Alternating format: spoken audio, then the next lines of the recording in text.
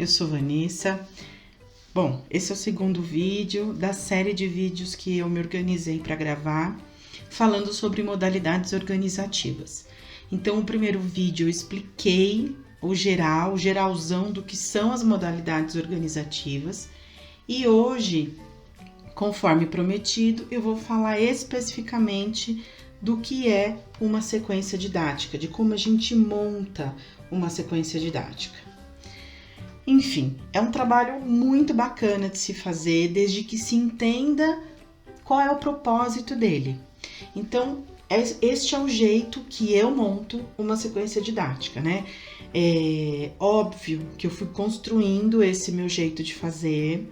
Existem algumas coisas que não podem faltar na sequência didática, mas não existe um padrão de organização, de montagem. Existem os elementos que não pode ficar de fora porque descaracterizaria a sequência didática, mas o layout que você vai organizar, enfim, isso cabe a cada um. E aí eu falo que a sequência didática, ela tem um começo, um meio e não tem um fim. Ela tem uma finalidade, que é uma intencionalidade didática clara. Bom, vamos lá. Por onde que a gente começa, então? Onde eu aperto o start desse jogo, né? Jogo complexo. Da onde eu começo? Bom, no outro vídeo eu falei para vocês desse parâmetro todo que eu trago aqui. Então, é óbvio que tudo sai de algum lugar, né? Nada é por acaso, a sequência didática sai de um lugar. Só que ela começa num macro, né? Que seria BNCC, e vem pro outro e vai diminuindo, como se fosse afunilando, sabe? Afunilando, até que chega ali nas modalidades organizativas. Então, eu tenho a BNCC, afunila o currículo paulista porque eu estou no estado de São Paulo, afunila a proposta curricular municipal da cidade aonde eu trabalho, afunila mais o PPP da escola onde eu trabalho. Dentro desse PPP, a gente tem o plano de curso, e aí esse plano de curso precisa ser tratado.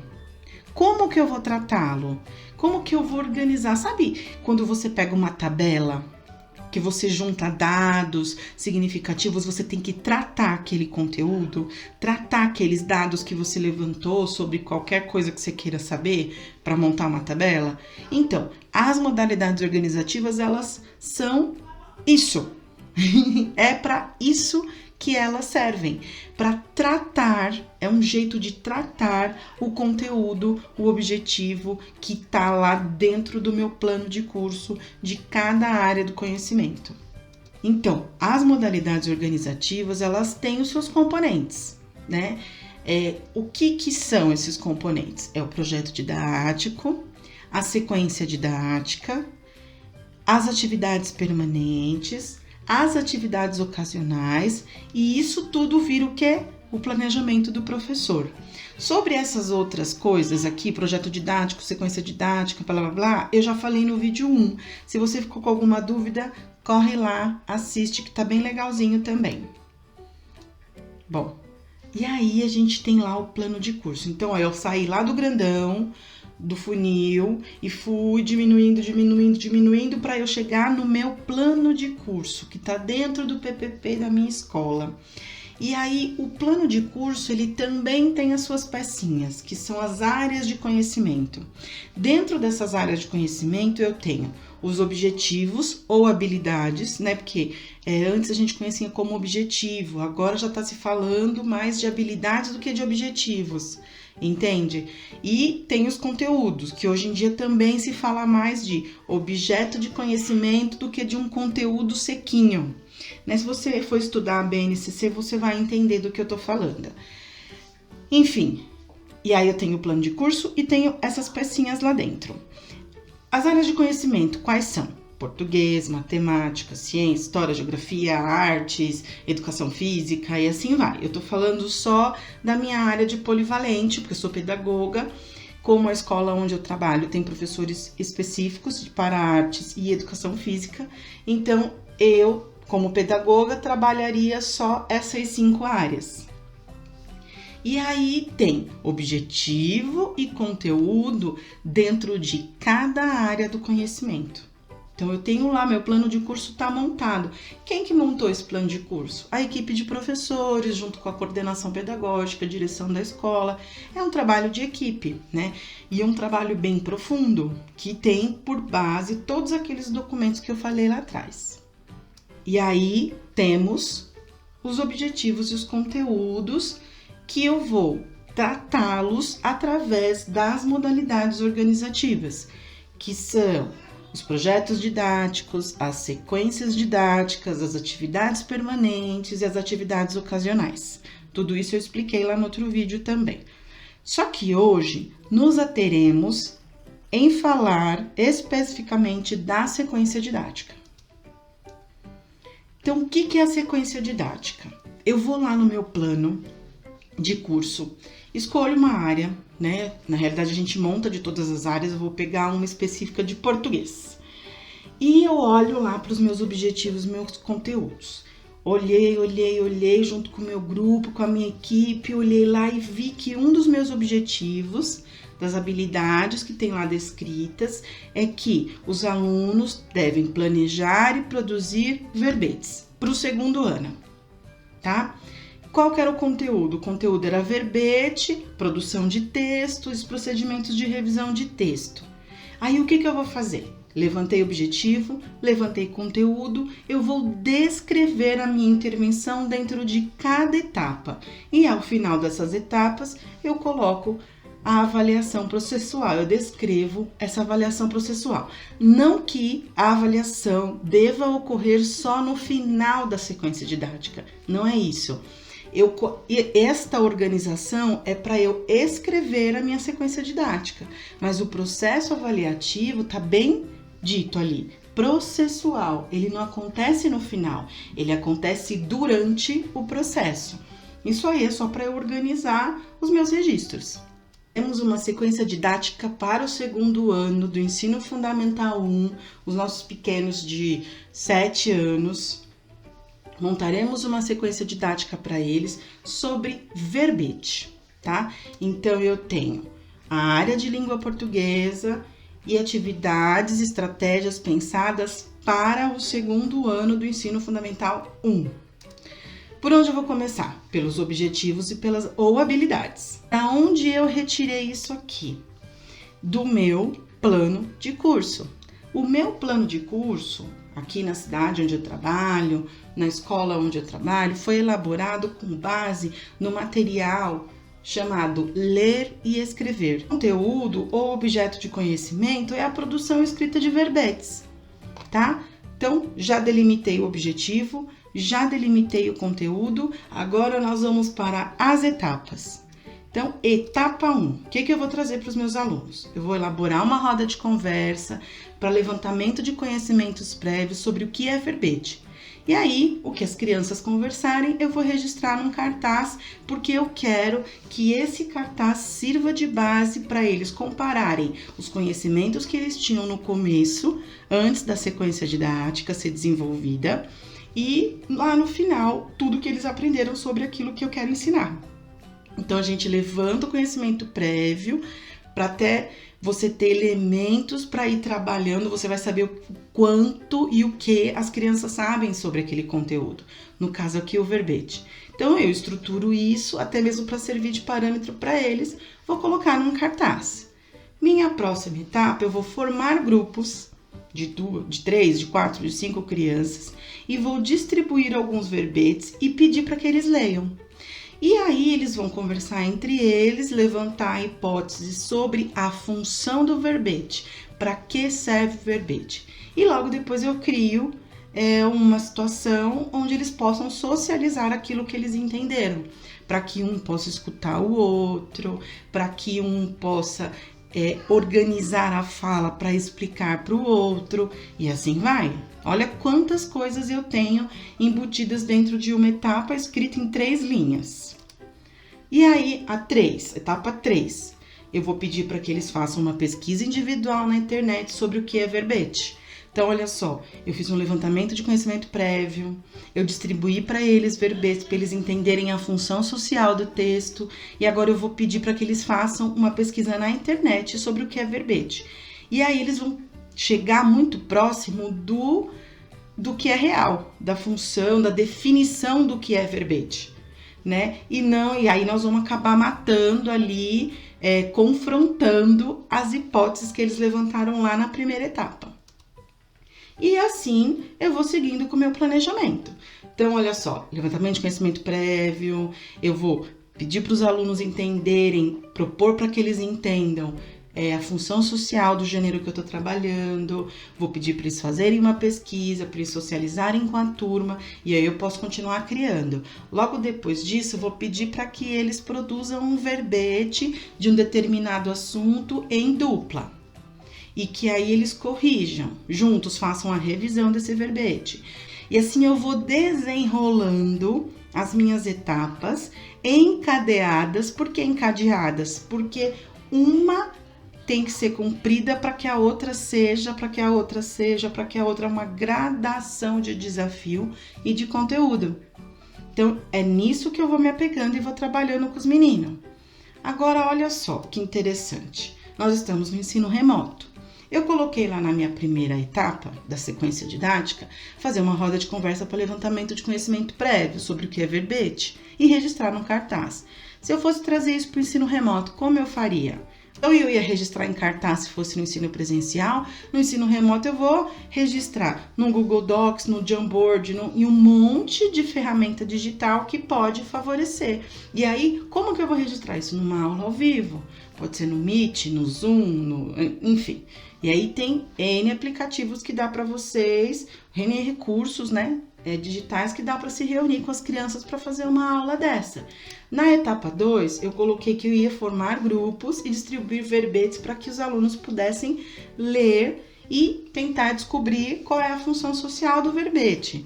Como é que eu vou fazer isso para o ensino remoto?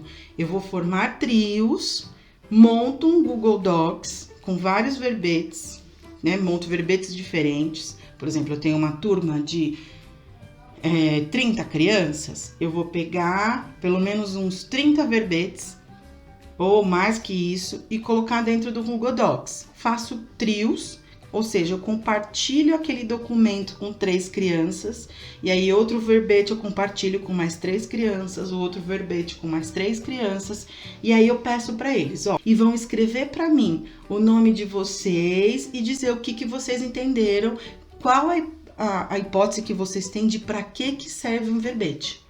Pronto, já ajustei. Saí do ensino presencial, fui para o ensino remoto. Na etapa 3, eu coloquei que eu ia pedir para as crianças uma pesquisa individual sobre o que é verbete e depois socializar com a turma aquilo que foi descoberto. Como é que eu transformo isso para o ensino remoto?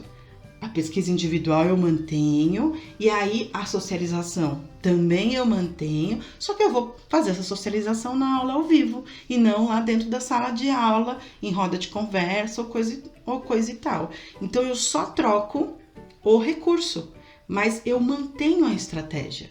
Porque o meu objetivo é que as crianças pesquisem, é que as crianças conversem entre elas, é que as crianças aprendam a falar, a organizar as ideias para falar, a ouvir o outro atentamente, a discutir informações sobre o assunto que está sendo tratado. Eu tenho uma série de coisas aí embutidas que vai para muito além daquilo que eu coloquei lá como objetivo e conteúdo. Mas por quê? Porque eu tenho a minha intencionalidade está clara. Eu sei o que eu quero dos meus alunos, né? Então é uma questão assim até mesmo de concepção. E aí eu coloquei uma etapa a mais aqui, produção coletiva de um verbete sobre o que é coronavírus. Vamos aproveitar o momento da pandemia. E a professora será a escriba na lousa. E a revisão coletiva com foco na ortografia e na função do texto.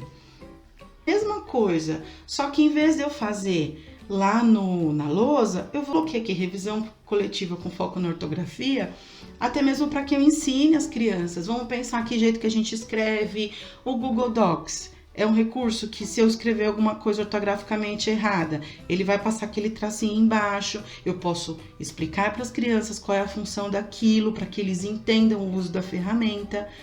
Enfim, e aí tem uma infinidade de coisas que eu vou trabalhando com as crianças acerca das minhas estratégias.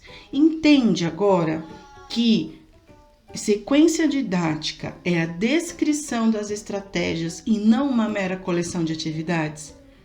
Entende? Porque é muito mais que isso. Eu posso sim montar uma coleção de atividades, igual eu disse lá no outro vídeo, no vídeo 1, mas ela nunca vai fazer esse serviço bonito de intencionalidade didática clara que a estratégia faz.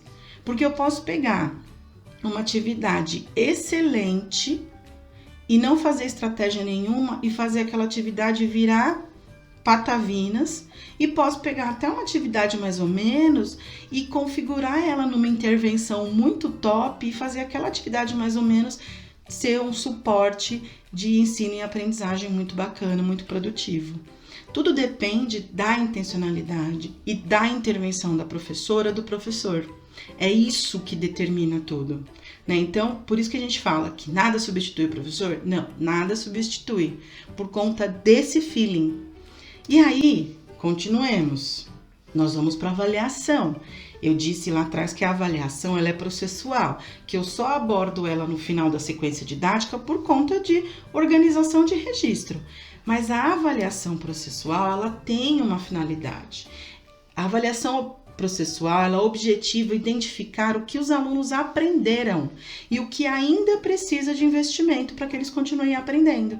Portanto, essa avaliação é processual e é mais coerente, quando eu falo de processo, é mais coerente adotarmos estratégias para avaliar os alunos durante ou entre as etapas da sequência didática. Então, montei aqui, quero perceber se as crianças entenderam qual é a função social do verbete. Eu lanço uma estratégia avaliativa para ver se isso ficou claro para eles. Olha aquela avaliação, não ficou claro ainda. Aí, o que eu posso fazer? Eu posso fazer uma coisa bonitinha que eu vou falar já já. As avaliações individuais com foco em produção textual, a compreensão do que se lê, localizar informações dentro do texto e etc. Isso deve ser feito durante todo o processo. E olha só, quando a gente cuida da avaliação processual, o que ela permite? Ela permite o replanejamento, que por sua vez permeia a continuidade do processo de ensino e aprendizagem. Então, deixa de ser uma avaliação que categoriza, você aprendeu ou você não, e passa a ser uma avaliação que me dá ferramentas para que eu identifique aonde está a lacuna e eu possa lançar mão de outras estratégias para que essa lacuna da aprendizagem do meu aluno seja preenchida.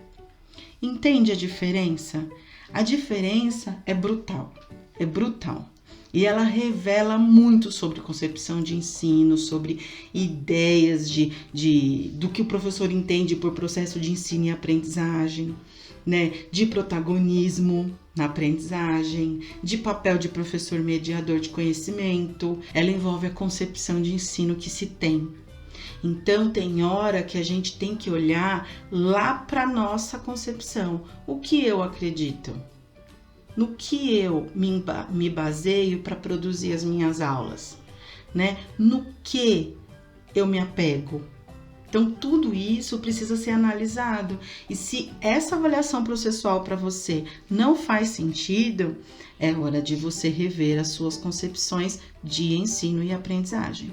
Porque, por muitas vezes, o problema não está em quem deveria ou não ter aprendido, mas em quem fez a proposta de ensino. Porque, às vezes, a proposta de ensino, ela é lacunada, ela é frágil, ela deixa um monte de rebarba e o ciclo não fecha. Se o ciclo não fecha, como é que o outro vai aprender? Eu preciso ter clareza do ciclo, da onde eu quero começar e da onde eu quero terminar. O que eu quero que os meus alunos aprendam. Se eu tenho isso definido na minha cabeça, eu vou longe. E aí o sucesso é certo, né? Óbvio que diante de todas aquelas estratégias, ainda tem as nossas adaptações, né? Eu tenho meu outro aluno que é assim, que é assado. Então, É o tempo todo olhando para a tua estratégia, olhando para os teus alunos e vendo qual é a flexibilização que você tem que fazer de estratégia para que todos estejam inseridos no processo de ensino e aprendizagem. O professor não pode deixar ninguém de fora, ninguém. Todos estão dentro do processo. Todos os alunos fazem parte dessa grande máquina de processo que é o processo de ensino e aprendizagem. E isso precisa ser levado em consideração, porque senão a gente dá aula para alguns e outros ficam ali de lado. E isto não é educação. Isso pode ter qualquer outro nome, mas não é educação. Educação, a gente parte do princípio que todos aprendem. Se todos aprendem, então eu tenho que arrumar estratégias para que todos aprendam efetivamente e não de mentirinha. E aí, esse é um jeito de montar sequência didática. Foi o que eu falei lá no começo. Ao longo desse tempo que eu trabalho com as sequências didáticas, que já são 20 anos, eu consegui entender como funciona esse processo. Então, na hora que eu olho para um objetivo e conteúdo, eu já penso, esse casa com esse aqui é bom para atividade permanente, esse é bom para sequência didática, esse aqui com esse aqui eu vou montar um baita de um projeto e as crianças vão construir não sei o que lá. Então, isto é um exercício que precisa ser executado pelos professores. Porque você simplesmente pegar uma listinha de conteúdo e objetivo e ficar produzindo atividade no papel, sem que elas tenham relação, correlação, finalidade, funcionalidade e sentido, isso é perder seu tempo e jogar fora o tempo do seu aluno também. Então, é preciso cuidar da intencionalidade didática. E a modalidade organizativa, as modalidades organizativas favorecem esse cuidado, favorecem a gestão do tempo didático. E isso precisa ser cuidado. Bom, e você? Trabalha com sequências didáticas? Se sim ou se não, compartilha suas experiências comigo. Escreve lá no meu site, eu vou gostar de ler você, né? Mas faz de conta que eu tô te escutando. Eu vou gostar de ler o que você colocar lá. De repente a gente consegue fazer uma rede de troca de experiências, trocas de ideias, de dúvidas, enfim. Todo mundo trabalhando junto, quando um cresce, todos crescem, né? E esse é o propósito do meu trabalho desde lá do começo. Por hoje é só. Agradeço por todos terem me ouvido e até a próxima oportunidade.